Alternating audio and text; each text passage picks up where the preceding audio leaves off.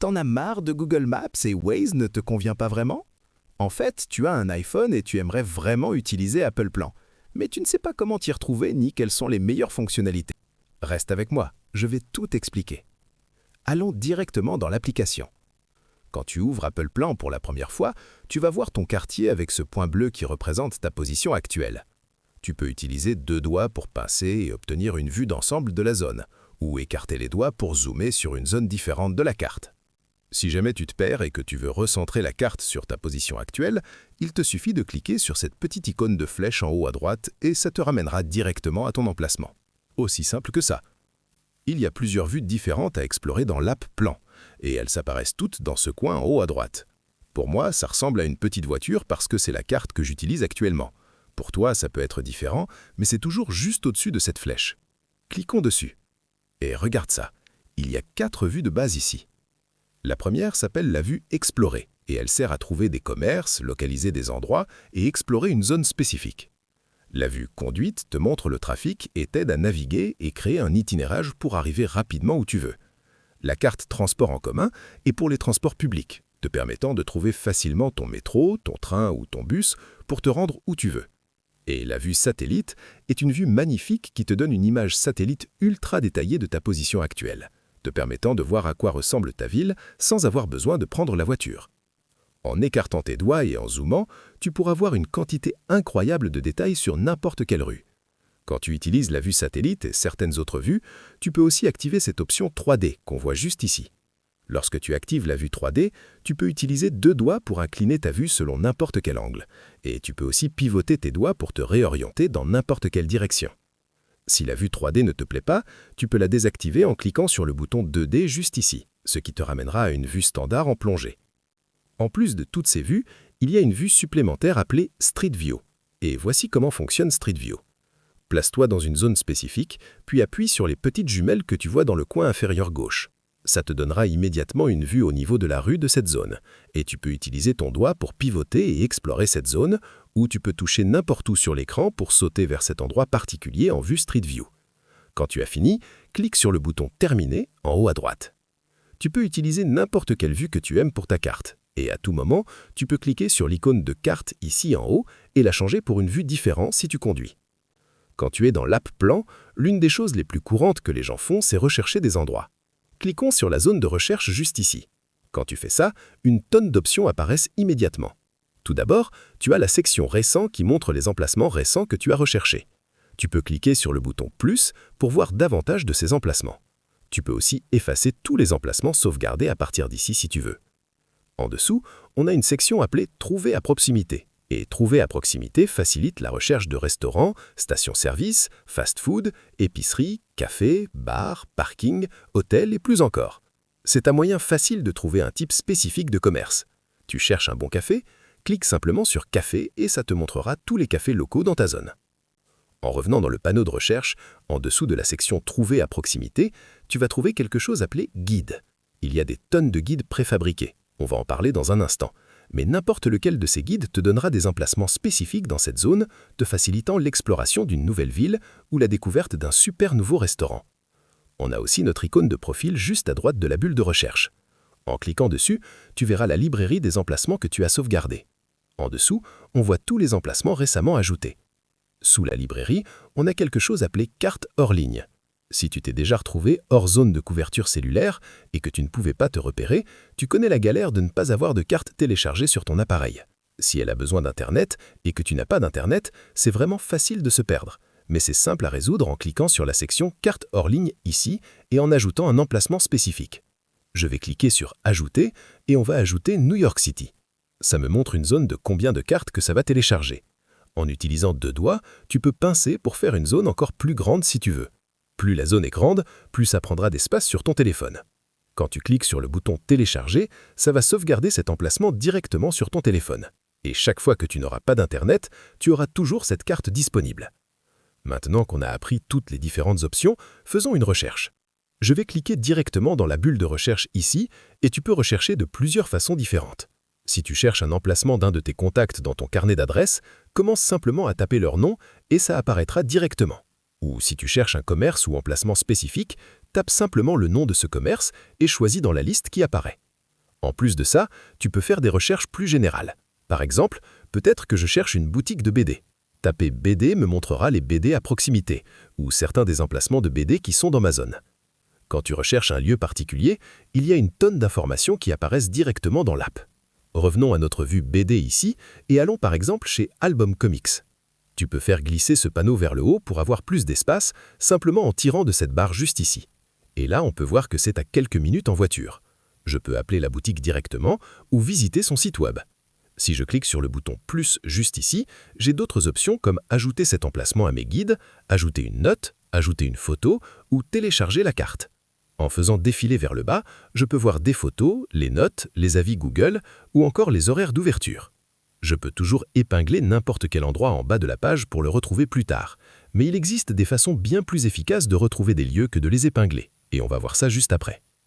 Parlons maintenant des guides. Il y a deux types différents de guides. Il y a des guides préconfigurés, pré-créés pour toi dont on va parler dans un instant, et il y a des guides que tu peux créer. Pour regarder un des guides préconfigurés, viens dans ton panneau de recherche et fais défiler jusqu'à arriver à la section Guides.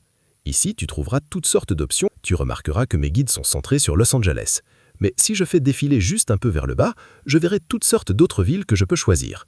Donc la prochaine fois que je vais faire un voyage à Phoenix, je peux venir ici et trouver les meilleurs restaurants de Phoenix, ou les meilleurs spots photos, ou les meilleurs fleuristes.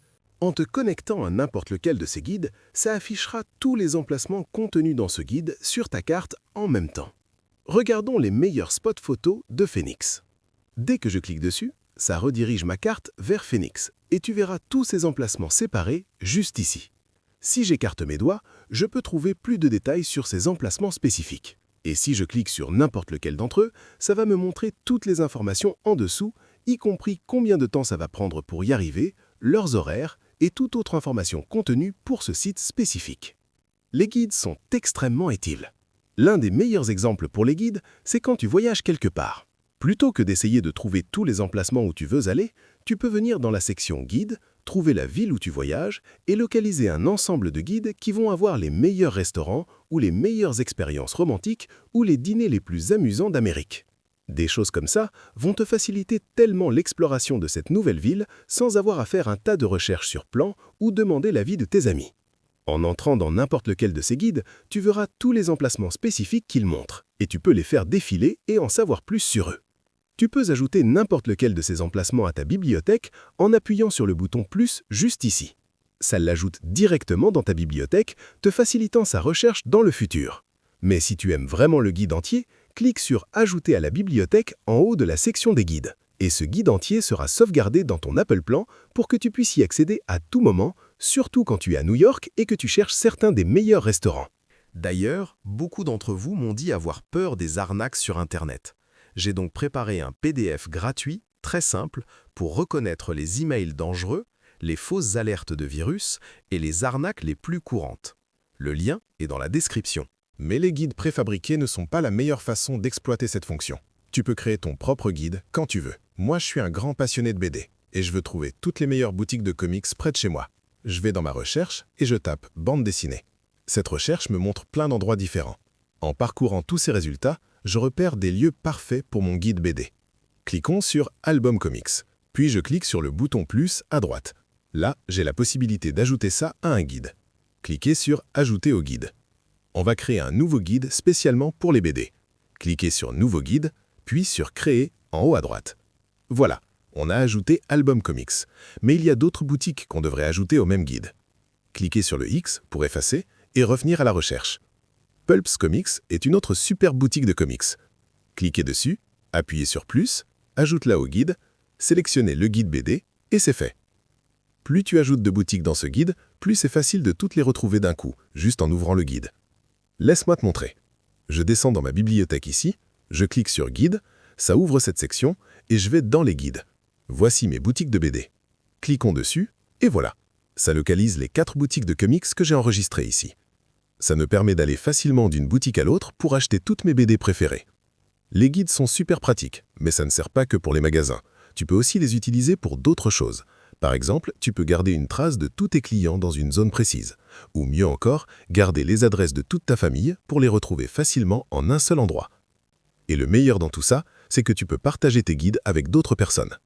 Fais glisser ce panneau vers le haut Et en bas, tu verras le bouton Modifier qui te permet de supprimer ou réorganiser les guides, le bouton Plus en bas à droite pour ajouter d'autres lieux à ton guide, ou le bouton Partager au milieu. Ça te permet d'envoyer ce guide à n'importe quel utilisateur Apple. Comme ça, vous pouvez travailler ensemble et trouver ces endroits en équipe. Quand ma famille est partie à Miami récemment, j'ai créé un guide pour tout le monde, ce qui leur permettait d'ajouter tous les endroits où ils voulaient aller dans une seule collection. South Beach, le quartier de Wynwood, le Bayside Marketplace et le centre commercial Dolphin Mall. En mettant tout au même endroit et en partageant cette collection avec toute ma famille, chacun pouvait ajouter ses lieux préférés. Puis, quand on se déplaçait, on regardait cette collection pour voir quel était le prochain endroit à proximité. C'était tellement pratique et amusant pour découvrir Miami, et c'est une excellente façon d'explorer n'importe quelle ville, même la tienne. Maintenant, parlons des itinéraires vers un lieu précis. Je vais dans ma recherche et je cherche un hôtel à Miami. Disons l'hôtel Fontainebleau Miami Beach. Ça me montre où se trouve l'hôtel, et en bas, je peux cliquer sur l'icône de voiture qui m'amène sur cet écran, l'écran des itinéraires. En haut, ça montre tous les différents trajets possibles. Tu vois qu'il y a un trajet de X minutes qui est sélectionné, mais il y a aussi d'autres trajets. Je peux cliquer sur n'importe quelle estimation de temps pour changer de trajet, comme ça. En faisant glisser vers le haut, tu verras aussi tous les trajets listés ici. Ça te permet de choisir manuellement quel trajet tu veux prendre selon la distance ou le temps. Quand tu cherches un itinéraire vers un commerce ou un lieu, tu remarques que ça affiche ta position comme point de départ. Parfois, tu dois ajouter un arrêt avant d'arriver à destination. Disons que je dois passer au distributeur de billets avant d'arriver à l'hôtel. En cliquant sur « Ajouter un arrêt », je peux choisir n'importe quel endroit où m'arrêter avant la destination finale. Tapons « Distributeur » ici. Recherche à proximité. Je vais prendre ce distributeur en cliquant sur « Ajouter ». Maintenant, tu vois qu'il affiche ma position, l'hôtel Fontainebleau et le distributeur. En utilisant les 3 lignes à droite, je peux appuyer et maintenir pour réorganiser et m'assurer de passer au distributeur avant d'arriver à l'hôtel. Et si tu décides que tu n'as pas besoin de cet arrêt, tu peux toujours le supprimer en faisant glisser de droite à gauche, comme ça, et en appuyant sur « Supprimer ». En haut, on a plusieurs options pour s'y rendre. D'abord, les directions en voiture. Mais peut-être qu'on veut marcher. En cliquant ici, on obtient l'itinéraire à pied. C'est une sacrée trotte. Ou on peut cliquer ici pour les transports en commun. Ou là, pour l'itinéraire vélo. En bas, on peut programmer ce trajet pour maintenant, ou en cliquant sur « Maintenant » pour n'importe quand dans un futur proche. Tu peux sélectionner exactement quand tu veux partir ou exactement quand tu veux arriver. Et selon le trafic actuel, ton téléphone te préviendra quand il sera temps de monter dans ta voiture pour ne pas être en retard. À droite ici, tu peux cliquer sur « Éviter » pour choisir d'éviter les péages ou les autoroutes pour ce trajet particulier. Et quand tu es prêt à partir, il te suffit de cliquer sur le bouton « Go » et ça commencera à te guider. Il a plusieurs façons de voir ton trajet depuis cet écran. En cliquant sur « Démarrer » en haut, ça montre les directions exactes, étape par étape pour y arriver. Pour fermer cet écran, clique sur la petite flèche en bas. Tu peux aussi cliquer sur cette icône pour avoir une vue d'ensemble de tout le trajet. Ça te donne aussi l'occasion de changer de trajet à tout moment. En recliquant sur cette icône, tu verras les directions au niveau de la rue. Les directions changent au fur et à mesure que tu te déplaces. Et juste en dessous de cette icône, tu trouveras l'icône du haut-parleur. Ça te permet de choisir si tu veux que les directions soient lues ou non. En cliquant ici, tu as 3 options. En haut, les indications vocales. Au milieu, seulement les alertes. Ça veut dire que s'il y a un danger ou une route fermée, ça te préviendra. Et en bas, tu peux couper complètement le son au cas où tu ne veux pas qu'on te dise comment aller là-bas. Tu veux juste regarder la map. En cliquant en bas, tu peux obtenir des options supplémentaires, comme ajouter un autre arrêt, partager ton heure d'arrivée estimée à qui tu veux, signaler un incident ou ajuster le volume de la voix. En cliquant ici, tu peux choisir entre low, normal et fort pour les indications vocales. Quand tu as fini avec tes directions, en cliquant sur cette petite flèche ici, tu peux cliquer sur « Terminer le trajet », ce qui te ramène à ta map et ta recherche. Parfois, tu dois enregistrer un endroit qui n'est pas vraiment un lieu officiel. Peut-être que tu veux que quelqu'un te retrouve sur un sentier particulier dans les montagnes. En allant dans cette zone, tu peux appuyer et maintenir ton doigt sur n'importe quel endroit sur l'écran pour déposer une peine. Quand tu déposes une peine, tu peux ensuite la partager avec n'importe qui. Tu peux trouver un lieu exact même si cet endroit n'a pas vraiment d'adresse réelle. Bien sûr, on a les coordonnées de latitude et longitude, mais ça ne va pas aider ma mère à me trouver sur ce sentier de randonnée en particulier. Je peux peiner n'importe quel endroit et ensuite en appuyant sur le bouton « Partager » ici, je peux envoyer cet emplacement à qui je veux pour qu'il puisse me trouver même quand il n'y a pas d'adresse spécifique. Maintenant, parlons un peu de Siri. Siri est très utile et très pratique avec Plan, avec les lieux et avec les itinéraires. Tu peux activer Siri soit avec des commandes vocales, soit en appuyant et maintenant le bouton latéral. Je recommande toujours aux gens de s'habituer à utiliser le bouton latéral quand ils commencent à utiliser Siri, parce que c'est plus efficace. Il suffit d'appuyer et de maintenir ce bouton sur le côté droit de ton téléphone et de continuer à le maintenir pendant que tu fais ta demande à Siri. Avec Plan, il y a plein de façons différentes de l'utiliser. Par exemple, je peux dire « À quelle heure ferme le McDonald's le plus proche ?» et ça peut immédiatement me trouver ce lieu spécifique et leurs horaires d'ouverture. Ou je peux essayer quelque chose comme ça. « Combien de temps pour aller à Miami Beach ?» Puis tu auras une estimation du temps que ça prendra et de la route. C'est un moyen facile de savoir immédiatement combien il y a de trafic ou combien de temps ça va prendre pour arriver à une destination précise. En plus, tu peux demander à Siri un itinéraire n'importe où, comme ça. Itinéraire vers Disneyland. Je cherche l'itinéraire vers Disneyland Park. Et ça ouvre la carte, te laisse choisir ton trajet, tu cliques sur Go et c'est parti. Tu peux même trouver des lieux avec Siri en utilisant ce qu'on appelle des commandes modificatrices. Peut-être que tu ne sais pas exactement dans quel restaurant tu veux aller ce soir, mais tu veux un restaurant italien, cher et à proximité. En utilisant des modificateurs comme « Trouve-moi le restaurant italien le plus proche »,« Le meilleur restaurant italien »,« Le restaurant italien le moins cher près de moi » ou « Le restaurant italien le plus cher près de moi », ça peut trouver cet endroit pour toi, comme ça.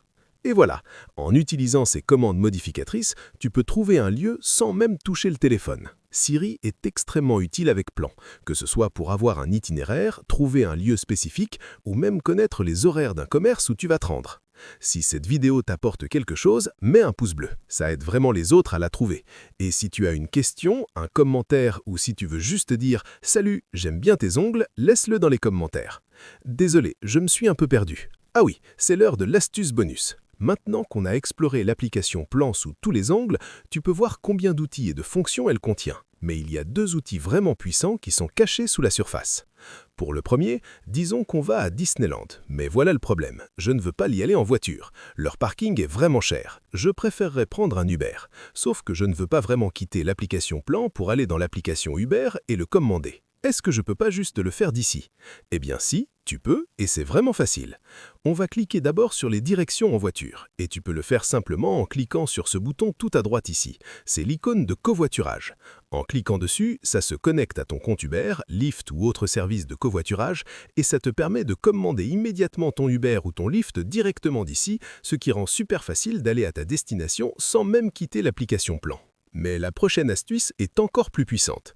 Tu sais, parfois, quand tu veux aller dans un restaurant, tu arrives à la porte et il y a une file de gens qui attendent une table. Et la personne te dit « Vous avez une réservation ?» Et tu te dis « Ah, j'y ai pas pensé ». Mais maintenant, directement depuis l'application Plan, tu peux réserver une table. Va sur le lieu où tu vas te rendre et là, à droite, tu vas voir ce petit bouton. Tu peux à peine voir ce qui est écrit dessous, mais ça dit « Réservation ». En cliquant ici, ça te permet de faire une réservation pour que tout ton groupe n'ait pas à attendre derrière tous ces gens qui n'utilisent pas Apple Plans.